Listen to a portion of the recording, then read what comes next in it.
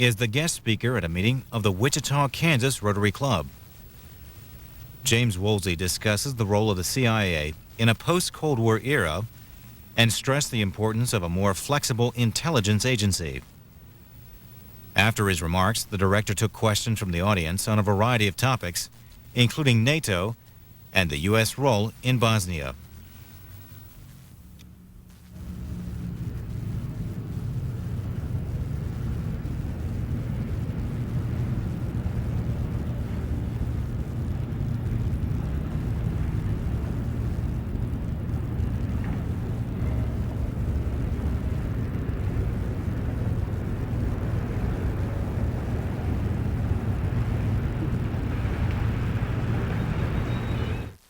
Well, thanks to David and the Rotarians for allowing us this opportunity. We're indeed fortunate. You know, the prior director of the CIA was from Wichita.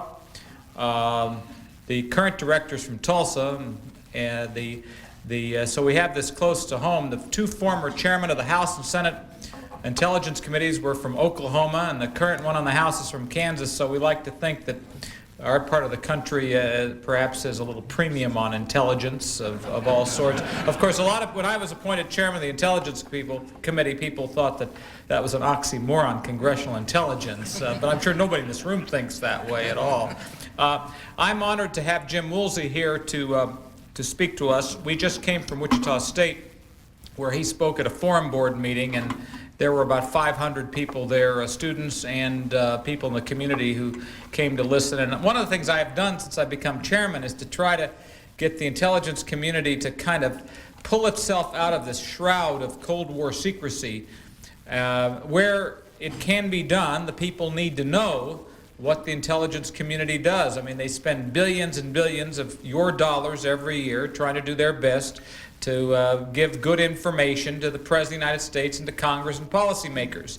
And it need not be shrouded in this kind of secrecy that we saw during the Cold War. And one of the things that the director is doing is to go out and tell folks a little bit about what it is that intelligence is all about in an attempt to try to demystify it, because in my judgment, while the defense and intelligence budgets are being scaled down to some degree, intelligence is very important to this country, is an important force multiplier in making sure that policymakers know what's happening in the rest of the world. As I said, Jim is a native of Tulsa, Oklahoma. He went to Stanford University. He was awarded a Rhodes Scholar and went to Oxford. That sounds vaguely familiar with somebody who's in the White House today. But he was also in the U.S. Army. He was an advisor.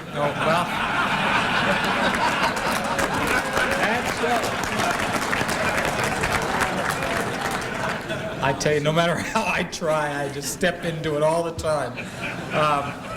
He was an advisor to the U.S. delegation on the SALT talks, arms limitation talks. He's been general counsel to the U.S. Senate Committee on Armed Services. He was back as a negotiator in Europe, appointed in 1989 by the previous administration to represent the U.S. on the conventional forces in Europe talks, which resulted in significant reductions in weapons between the United States and the Soviet Union. He's got many activities. The most important activity, of course, now is he's Director of Central Intelligence, which means that he not only heads up the CIA, but also is basically the chairman of the board responsible for all intelligence activities, whether it's a national security agency and the activities in the Department of Defense in terms of including military intelligence and the like. So it's a monumental task, particularly one that's occurring at a time when the world is changing so dramatically and radically. So you didn't come to hear me, you came to hear him, and I know you're going to be pleased when you hear what he has to say, so I'd like you all to welcome Jim Woosley, Director of Central Intelligence.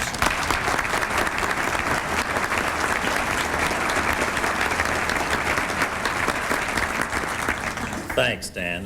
Let me just say, as a preliminary matter, I came into this job almost exactly a year ago, and Dan took over the chairmanship of the House Permanent Select Committee on Intelligence a year ago. We've both kind of learned the intelligence business together, and it has been a real pleasure working with him. We've seen most things eye to eye, and on those occasions where we haven't, sometimes it's taken me a few days, sometimes it's taken me a few weeks, sometimes it's taken me a few months to come around. He's a very persuasive gentleman, especially because he's got my money. So, let me talk for just a few minutes and use the rest of the time for your questions about what is new about intelligence in the post-Cold War era. I've said on a couple of occasions, and I'm sorry to bore you with the metaphor if you've heard it before, but I do think it's descriptive. It's almost as if we had been struggling with a dragon for 40, 45 years, finally killed it, the Soviet Union, and then found ourselves in a jungle full of a lot of poisonous and rather camouflaged snakes. And in a lot of ways, the dragon was easier to keep track of. The Soviet Union did certain things in relatively predictable ways. It tried to infiltrate movements in the Third World in the same way. It made decisions in somewhat the same way. It died in a rather inventive and unique manner. But much of the way it lived and tried to exert its influence was somewhat regularized. The same thing is not true of Iran, Iraq, North Korea, Libya today. The same thing is not true of regional crises such as that in the Balkans. The same thing is not true of the international narcotics trade. The same thing is not true of the ingenious ways foreign corporations and foreign intelligence services and governments seek to bribe their way to contracts that American companies lose because American companies play by the rules. There are lots of new things that need to be looked at from the point of view of the United States' interests. I'm going to mention just a few, then talk a little bit about procedurally how things are different for us, and let you come back with questions on the substantive issues that you're interested in. One issue that has come to be front and center for us over the course of the last several months is North Korea.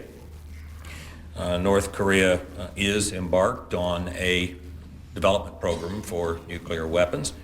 It's not entirely clear, nor is it unanimously viewed within the U.S. intelligence community exactly how far they are along in that effort, but the weight of the judgment is that they have at least the fissionable material to have in hand enough for perhaps one nuclear weapon. They have also been engaged in a substantial conventional military buildup over the course of a number of years.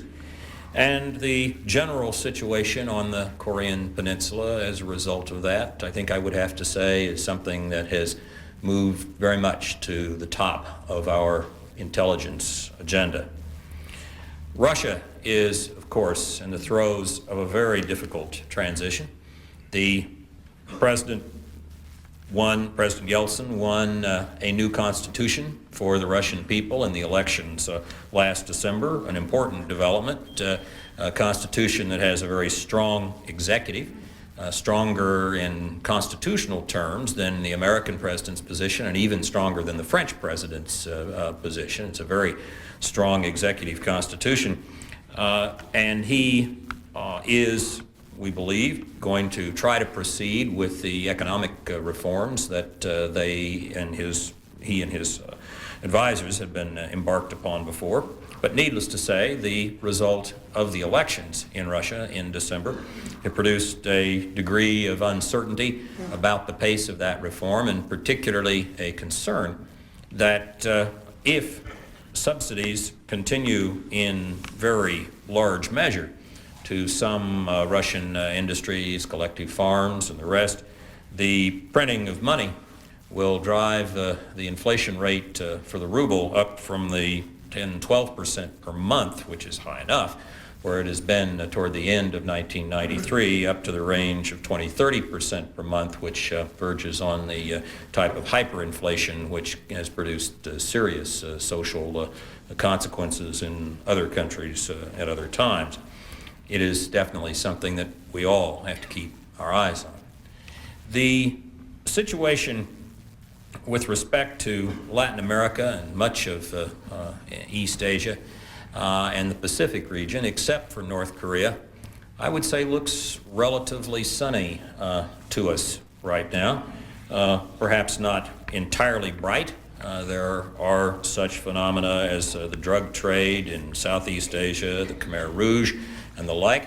But generally speaking, in much of Latin America, in Asia and the Pacific, the trend outside North Korea is viewed, I suppose, somewhere between relatively light gray and bright by much of the intelligence community. The same is not necessarily true in the Mideast. Although the agreement in the Rose Garden continues to hold out the promise for a settlement between Israel and its enemies in the Near East, the continued efforts by Iran, Iraq, and Libya particularly to be the recipients of weapons of mass destruction and the ballistic missiles to carry them, and at least the technology, therefore, from other countries, and to be engaged in various types of terrorist enterprises creates an extraordinarily difficult circumstance, I think, for all of us, because this combined problem of proliferation of weapons of mass destruction and terrorism is something which creates not some abstract foreign policy problem for the United States in a vague or ideal sense. It creates a public safety problem for everyone in this room and for your friends and relatives here in Wichita, as well as throughout the United States, and certainly for our forces and friends and allies overseas. In addition to these new subjects and areas as the substance of what we are looking at, how do we look at it? Well, intelligence agencies in the United States, or frankly in any other country, really exist rather heavily to steal secrets from foreign countries and foreign entities, and to use those stolen secrets to analyze problems and issues of assistance to the leadership of the country. We are no different. I chair a intelligence community that operates satellites, that operates signals intercept communications gear of various types, and that runs agents, operates spies, in order to do really two or three things. First of all, to help the President, National Security Council, policymakers in the executive branch make assessments and understand what they need to do in order to try to preserve some of the remarkable positive steps, such as the end of the Soviet Union and the rest over the course of that have occurred over the course of the last several years, in order to help them stay ahead of emerging crises, whether it's in the Balkans or with respect to weapons of mass destruction or terrorism, and to take action whereby the United States can prevent things becoming worse or defeat adversaries as need be. We also are involved very intimately and directly in informing the Congress about these issues. The House committee, which Dan chairs, and its counterpart in the Senate, oversee our work in the intelligence community with in some detail and with, I might say, real professionalism and care. They are also, and their other colleagues in Congress, substantial consumers of intelligence. The CIA alone, which is just one of the several organizations in the intelligence community, is up on the Hill around 500 times a year, 3 or 4 times per legislative day, briefing members of Congress and their staffs on substantial intelligence issues. We now work very closely with military commanders. We work very closely with arms control negotiators, providing intelligence directly and immediately to them so that they can do their jobs better. As military forces shrink, it is particularly important for us to be able to provide intelligence, as Dan alluded to, as a force multiplier, to make it possible with a relatively few aircraft, let's say, and a relatively few cruise missiles, to do the kind of thing that was done in Baghdad under the president's decision last summer to retaliate against Saddam Hussein for the Iraqi government's involvement in the plot to try to assassinate former President Bush. In short, if we're going to have a limited number of precision-guided munitions and aircraft stationed overseas, they need to know exactly what window to put the cruise missiles into, and that's where we come in. What about the way in which we manage it? The U.S. intelligence community is multifaceted. There are 4 major agencies in the national programs, which I'm, as Dan said, sort of the chairman of the board of. The CIA, the Defense Intelligence Agency, the National Reconnaissance Office that operates the satellites, and the National Security Agency that essentially does the code breaking. In addition to that, there are substantial undertakings in intelligence in the tactical forces in the Department of Defense. The military's intelligence work down at the division and wing level, for example, in the Army and the Air Force. Those efforts now, for the first time really, are being managed together by me and by the former Deputy Secretary of Defense, now Secretary of Defense, Bill Perry, in trying to bring about some degree of efficiency and elimination of overlap and duplication. This is something we would have been embarked on vigorously anyway, I think, but it was certainly heavily encouraged by the Congress and particularly by the House Committee in trying to make certain that we, in this amount of money that we have to spend on intelligence to have a worldwide intelligence system for the United States and its allies around the world, that we don't do it by unnecessary overlap and duplication. I say unnecessary duplication because some duplication is important and useful. In trying to understand what's going on in, for example, the North Korean effort to supply ballistic missiles to countries such as Iran and Libya, or in the North Korean nuclear program, or in the Iranian long-term military buildup. Those countries hide everything they do in the entire international web of their efforts in proliferation or terrorism behind many layers of secrecy. In order to understand what is going on, we don't just do it a single way or in a single predictable way.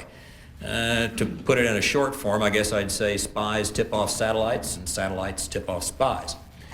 The other aspect of duplication that has some important utility is that we need some degree of disagreement within the intelligence community.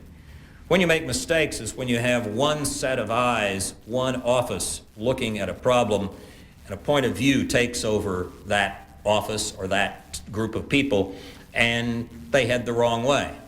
As in most things, debate, disagreement, a couple of 3 sets of eyes looking at the problem is important in intelligence just as it is in business or many other human undertakings. One of the things we've begun to do over the course of the last year that I'm quite proud of is we do not hide our disagreements in the intelligence community within the circle of those who see our estimates inside the government. We don't hide them by vague statements about it's more probable than not that such and such would be the case. We try to put numbers on what we can, and when we have disagreements, we display them, and we display the reasons for them, and we try to use the disagreements to teach the President and Dan Glickman and the other consumers of intelligence why there may be some disagreement and what thereby to help them understand better what actually may be going on out there in Iraq or Iran or North Korea, and help them better be able to make up their own minds and make their own decisions about it. In the aftermath of World War I, the United States withdrew from the world, and the consequences could be seen in the events a few years later of the mid and late 1930s and the Second World War that we had to fight.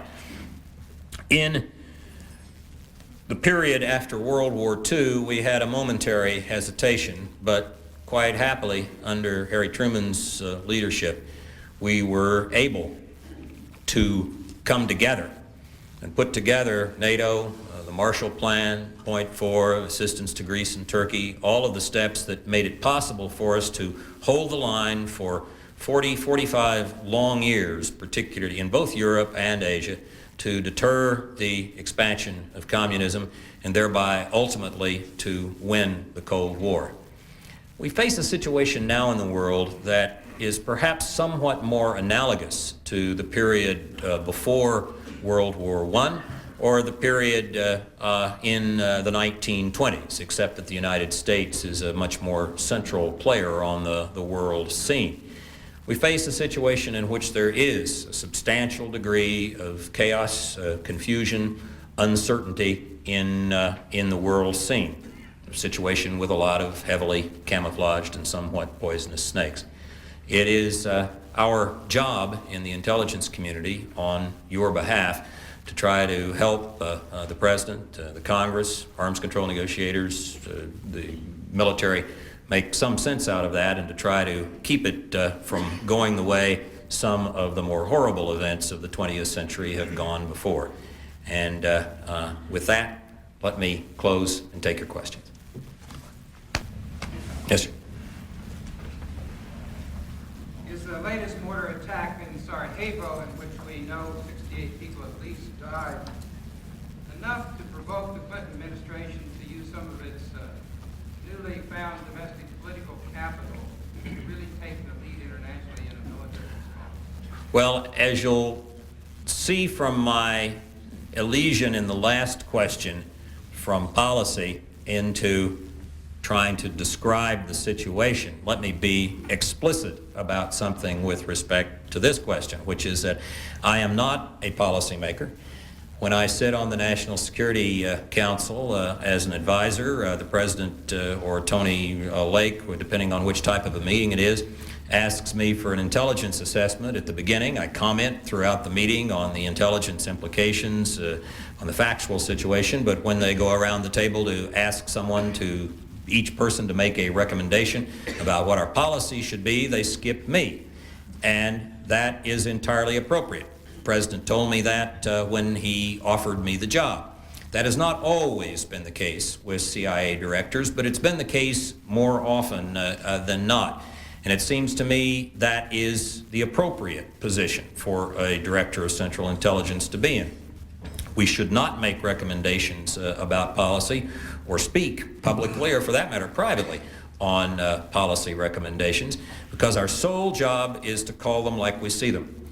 That's what the President has asked me to do. That's what I've asked the employees of the CIA to do in written instructions, and that's what we do, which is to describe the situation and, insofar as we possibly can, and this certainly isn't always possible, predict what may or may not happen.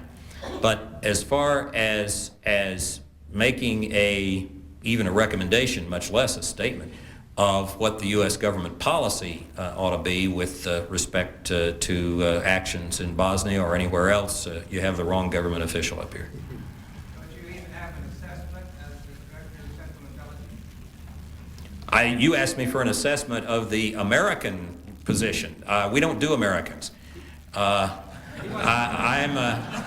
not going to make an assessment of American positions. I'll talk to you if you want about what may be going on in Bosnia, but that's not the question you asked. I would love to hear your description of what is going on in Bosnia. All right, let me do the best I can. I think the fundamental reality of what has happened with the breakup of former Yugoslavia is that there has been substantial aggression by the Bosnian Serbs and to some extent by the Croats in Bosnia. And the government of Bosnia has not always, but on most circumstances, been the victim. There exists, partially as a result of the aggression, and partially as a result of ethnic and religious hatreds going back many centuries, a condition in Bosnia now in which the government forces have been somewhat gaining in both their military position and in their military strength. They've been doing it with great difficulty. They are heavily outgunned in terms of heavy weapons. They have very few tanks or artillery pieces, but in terms of their capability as light infantry equipped with machine guns and mortars, they are now coming to do a reasonably good job of fighting in several locales, both against the Croats and against the Bosnian Serbs. The situation with respect to whether the government of Bosnia or either of the other parties is likely to agree to any kind of an effective ceasefire or a permanent settlement in Bosnia is highly uncertain now. It comes under the rubric, I would say, not of secrets, which exist somewhere and which we might be able to obtain by one way or another, but mysteries. And on whether or not something positive can be brought about there by negotiation, I think your guess is as good as mine. Yes, sir, you had a question. What's the situation that you can go into the Kurds in the northern part of Iraq, and then they go to Turkey, and I understand they get a lot of discrimination there. The situation with respect to the Kurds in northern Iraq and also in Turkey. The Kurdish people have the misfortune of being present in a number of different countries in the Mideast, and they have, of course, historically over many years been involved in an effort to establish a nation, and their history goes back a lot longer than we have time to go into here today. In Turkey, there is some understandable dissatisfaction by some of the Kurds, but the principal reality is, I would say, a terrorist organization, the PKK, the Kurdish party that is involved in terrorist actions throughout Turkey, and indeed has been involved in terrorism in Western Europe and in other countries as well against Turkish governmental structures, airlines, and the rest. The situation is perhaps a little bit parallel to what existed until relatively recently in the Basque country of Spain, in which there was some understandable interest in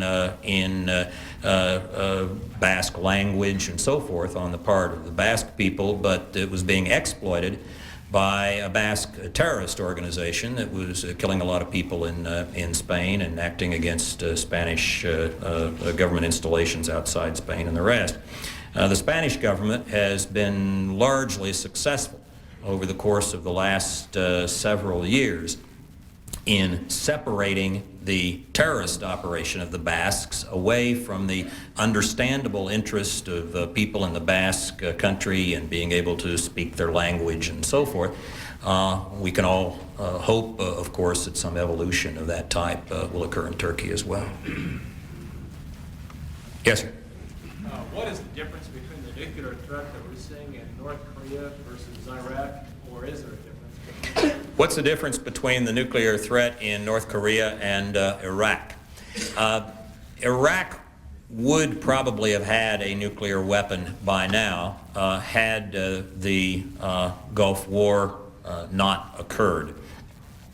Under the Non-Proliferation Treaty, which both Iraq and North Korea are signatories to, There has been for some years a procedure for inspection of declared sites by the International Atomic Energy Agency, the IAEA, in Vienna.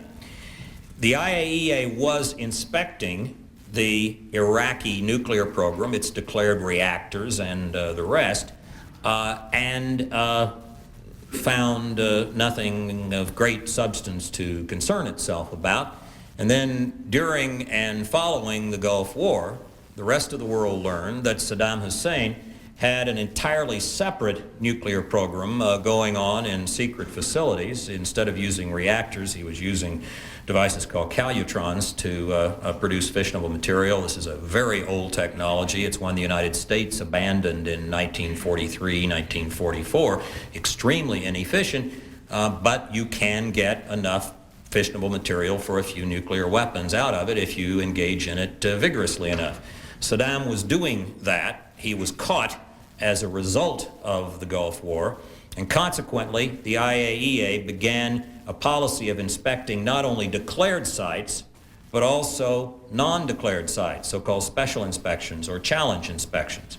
One of the issues outstanding with North Korea now in the discussions between them and the IAEA in the situation in which they are negotiating with the IAEA about these inspections is ultimately going to be both whether they will permit inspections, full inspections at their declared facilities, and that's the issue that's currently on the table. Even if that is resolved, in order to get some kind of a reasonable overall handle on the North Korean nuclear program, it would be necessary for them to go further and be able to undertake inspections at so-called challenge or special inspections.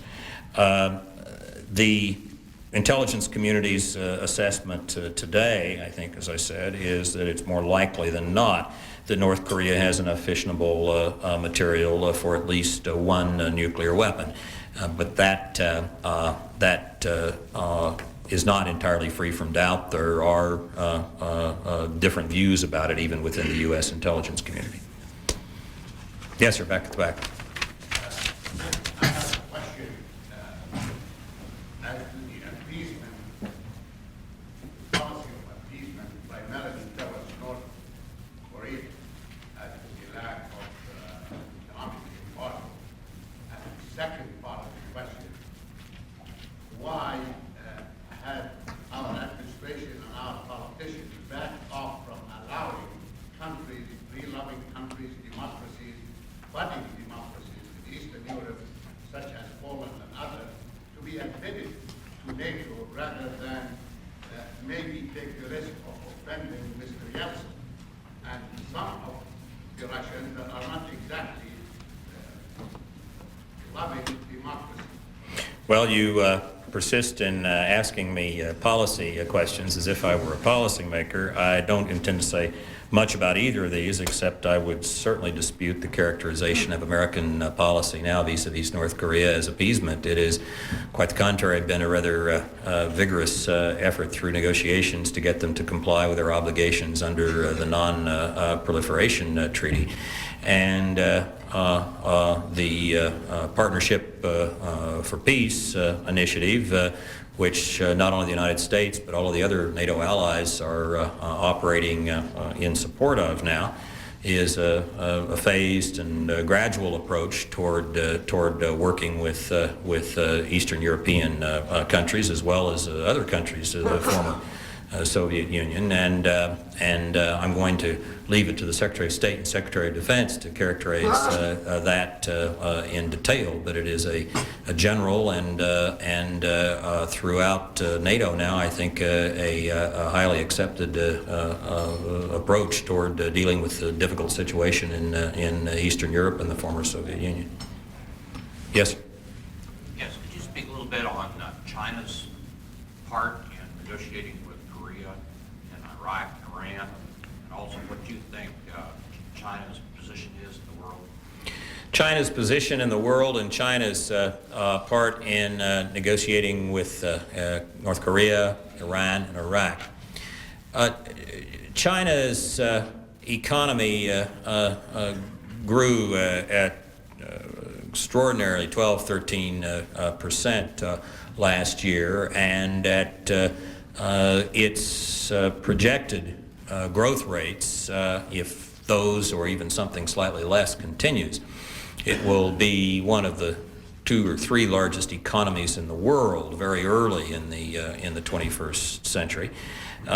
Its only real problem economically is that this growth has occurred so quickly that the inflation rate is reasonably high, probably over 20%. That's per year, however, unlike some countries which have problems of inflation rates of that per month, or unlike Serbia, whose inflation rate in the last 2.5 years has been up a factor of a quadrillion. But nonetheless, even a 20% inflation rate is something to be concerned about. Generally speaking, I would say that our assessment of China's economic prospects and prospect for political stability is reasonably positive. It's not free from doubt.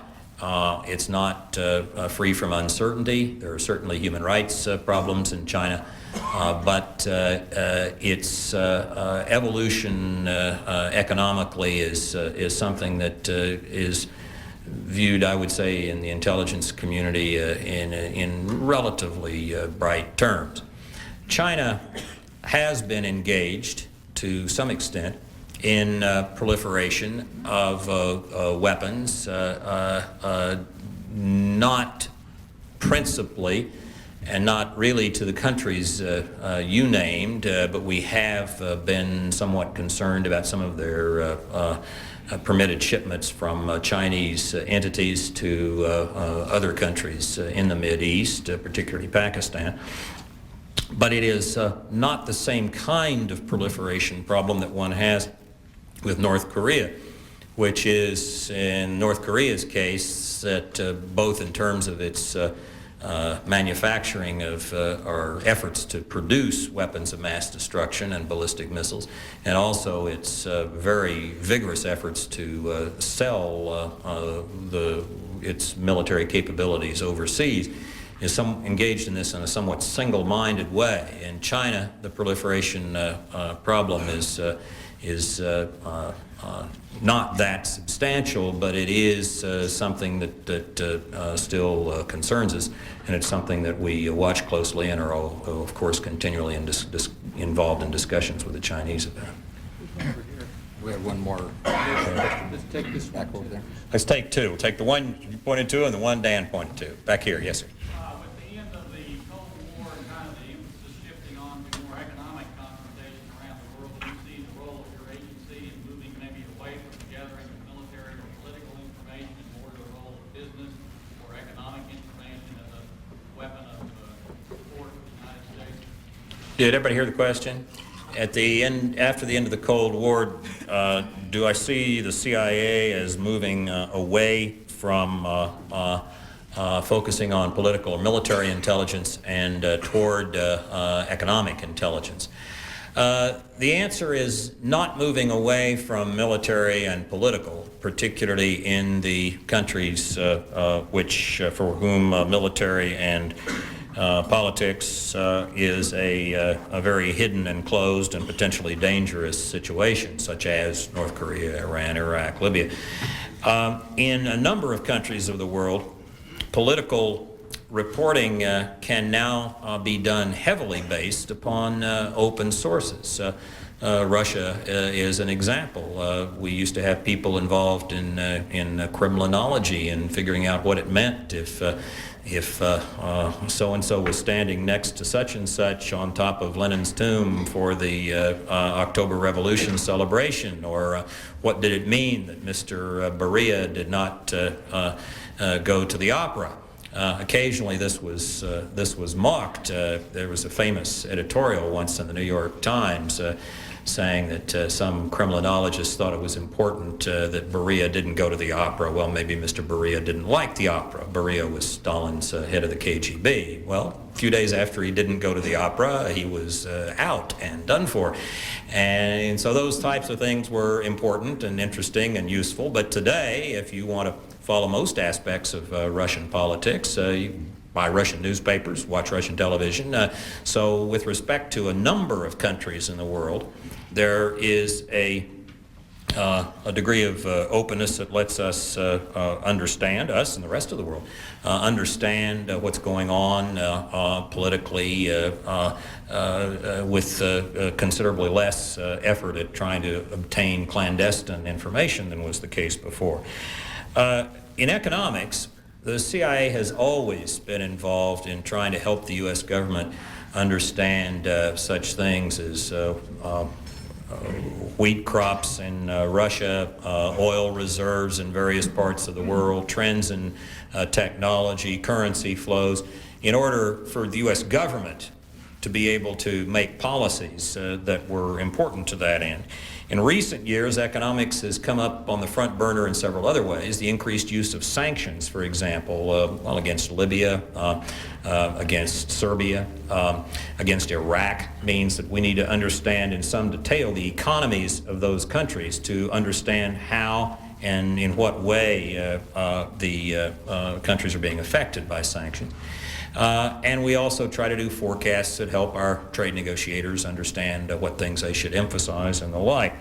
The thing that is probably a bit different now, and is one of the things that moves economics up to the front burner for us, is something that I alluded to in my opening remarks, which is that there are a number of countries in the world against whom American corporations compete, that both the foreign countries and the foreign companies are heavily involved in trying to win contracts around the world by bribery and other devices that are not available to American corporations because of the much higher traditions of business ethics, frankly, in this country, and also because of the Federal Corrupt Practices Act and all sorts of things which keep American companies from operating that way. One thing we do, and do increasingly, is help not American companies, but help the U.S. government understand when such efforts at bribery are going on, so that we can let the State Department know, and the ambassador can then go call on the foreign minister or the king or the president of that foreign country where the bribery is occurring, and can say something such as, I regret to inform you that we have very sound information that your telecommunications minister or your aviation minister is on the take. And the United States thinks this contract that is under consideration should be considered on a level playing field and not based upon the bribe either that he has just received or is about to receive. That sort of thing, given the position of importance of the United States in the world, tends to have a rather bracing effect in a lot of countries. And we are engaged in learning about such efforts at foreign bribery and helping the U.S. government to take corrective actions. A lot of the times the companies that we've been able to help get substantial contracts. As a result of that, 99 times out of 100, they never know that we were engaged. And indeed, sometimes recently they have taken strong public positions saying that the CIA should not be engaged in anything related to economics. That's fine with us. That's the way the intelligence system works in a democracy. There was one final question over here, Dan. You were pointing to someone. Yes, sir. You mentioned Libya several times. Yes. What is the current posture and threat from Libya? Libya is hurting economically because of the sanctions, including particularly the sanctions on aircraft flights. And it is, I think, increasingly, Colonel Gaddafi is in a somewhat weaker position there. There is a good deal of economic deprivation and some degree of social dissatisfaction, even occasionally a bit of unrest in Libya. But it is probably going to continue in the state that it is in for some time. It could rejoin the civilized world if Colonel Gaddafi were willing to comply with the UN resolution that relates particularly to the two individuals who have been accused of bombing the Pan Am aircraft. If he were to turn them over either to the United States or the UK for trial and to cease all international support for terrorism and the other 2 or 3 items of that sort that are in the UN resolution, he could again be able to conduct international commerce and international relations on the basis that many other countries in the world are. But so far he's been unwilling to do that. The Libyans keep seeking some way out which will not require them to turn these people over. And right now we are at an impasse, and frankly I think our staying power is going to be better than his. Thank you.